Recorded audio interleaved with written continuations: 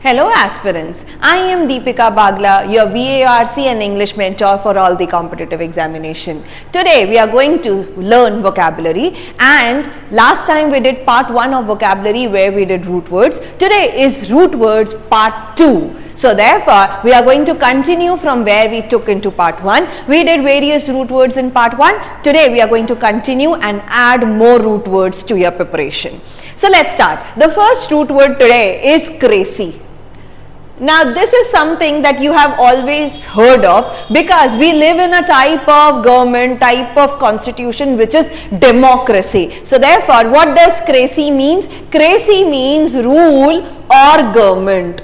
A rule or government, a type of a rule or type of government. And when we say democracy in which we live, so democracy, demo is people.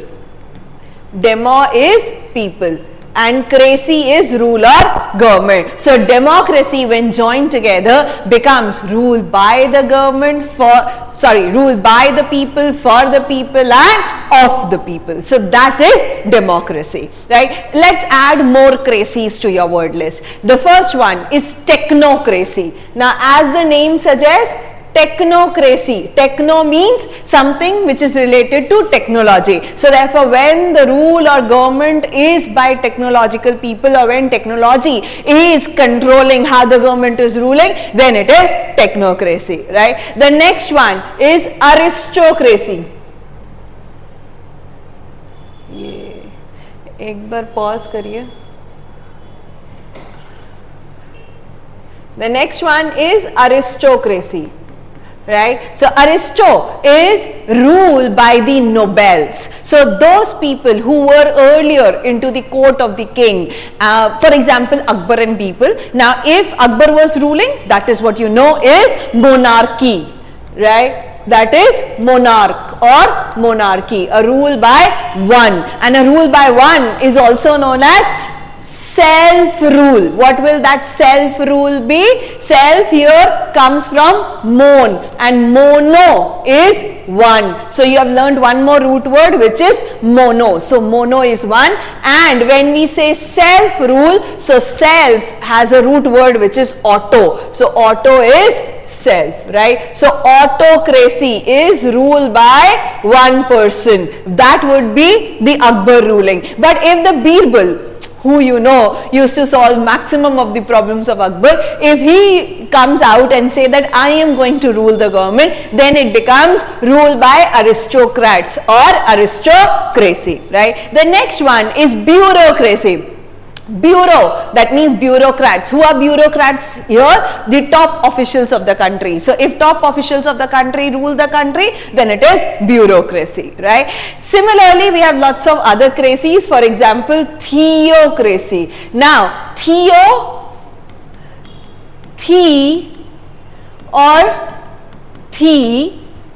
right, is rule by God or religion. Rule by God or religion, right? So therefore, if a person who represents the religion, for example the monk, the priest, right, if that person rules a country or rules that place, then it is known as theocracy, right? And with the, you know,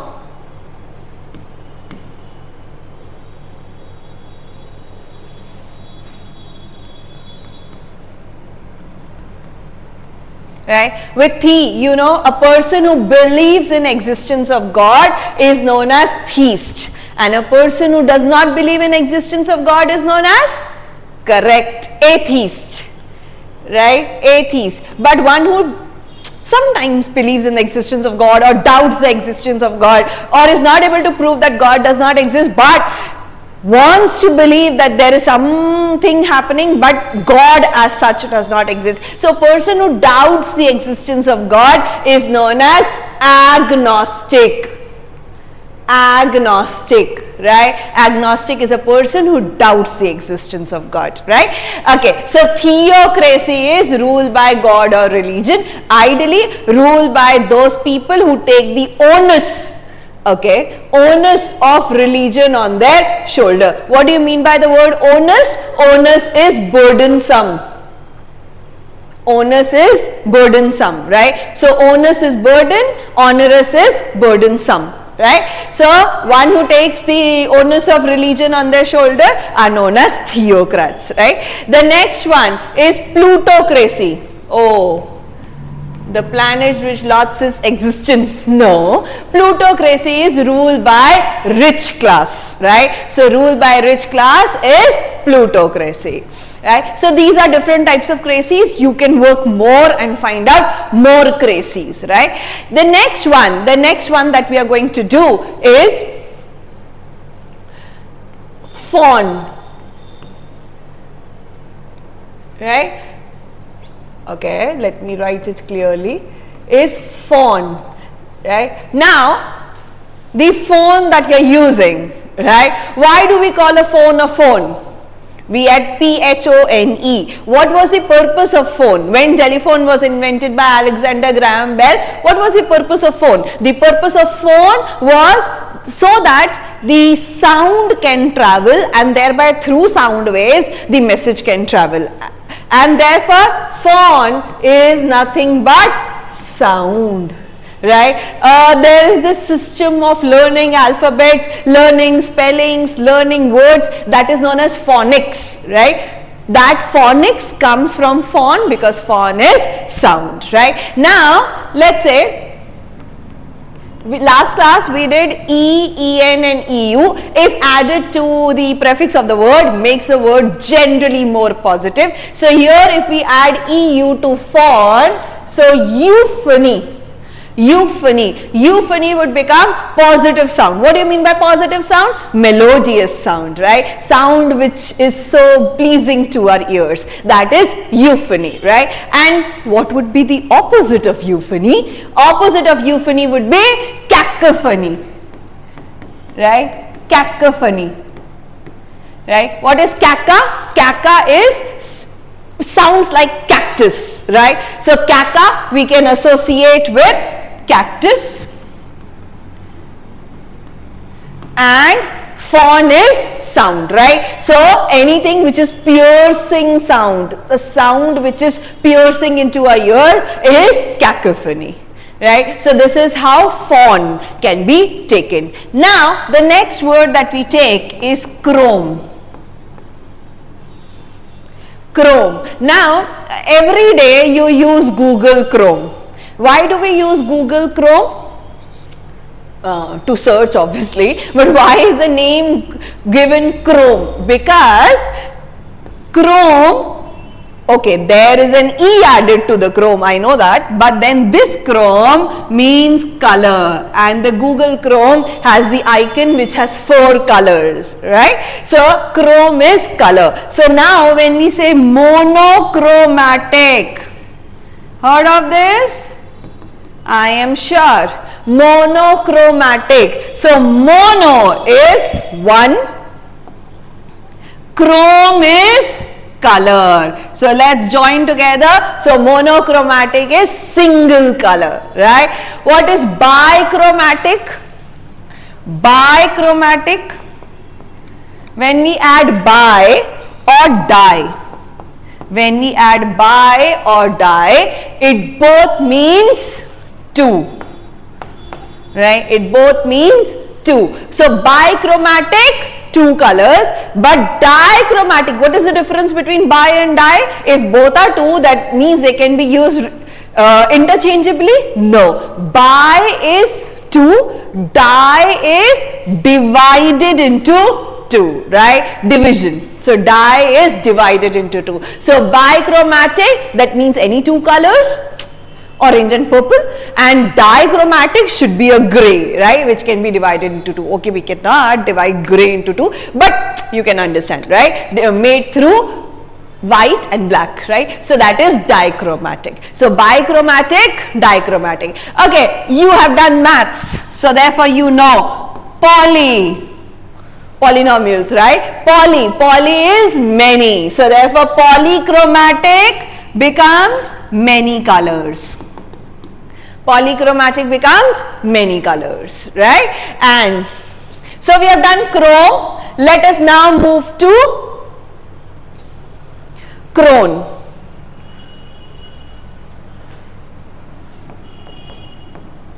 So chron. Chron is time. Chron is time. Right? We say chronological order. What do you mean by chronological order? That needs to be placed in the sequence of time. The events are placed with sequence of time. Past, present, future. Right? So that is chronological order. So chron is time. Right? Okay. As we go forward into root words, there is a possibility that you can find many root words from the same word, but there is also a possibility that you may not find multiple words with that same root word. The purpose here to do root words is that we are taking the root word, we are understanding words out of it. We at home have to work on synonyms and antonyms of those words, so that our preparation is not just adding words one by one, it is like multiplying words, right? I am going to, into the coming parts, show you how you can multiply your vocabulary, but as of now we are going through the strategy of root words, right? Okay, let us see more, right? Okay, when ob is added to the prefix of the word, it makes the word generally more negative. Okay, now last time I told you when we add en or eu to the prefix of the word, it makes the word more positive. Let me give you an example. Then we are going to come to ob, right? Enervate. Oh, what do you think enervate would be? Give yourself a little time and think over it. Enervate. Doesn't it look like that full of energy, right? Full of energy? Yes, right? It is opposite, right? I told you it is no mathematical formula that you put the word as a prefix and it is going to sound the same or it is going to mean the same. No, it is not generally. So therefore, with English we always say it is generally, right? Now here also en is added to the prefix of the word, but it is not making the word more positive. It is actually making the word negative. Enervate means weaken, infirm, right? You can write down lack of energy, lack of energy. So therefore weaken. So therefore a good synonym for this word would be infirm. Into your school and college, you have a place known as infirmary, right? What is the purpose of infirmary? Okay, the purpose is that you go there when you're not feeling well, right? But obviously they do not treat you, they give you the first aid kind of treatment, and if something goes beyond, then they definitely tell you to visit the hospital or the doctor. So infirm or infirmary is a place which is meant for weak, just for first aid kind of a treatment. So that is infirm, right? So infirm is weak. The more we ask why, right? Why is infirmary called infirmary? The more we ask why, the better we are going to build our base of vocabulary, right? So infirm is weak. So enervate, although has en added to the prefix of the word, but it is making the word negative here. The word is negative. Similarly, ob, when added to the prefix of the word, makes the word negative. So let us see more words for ob.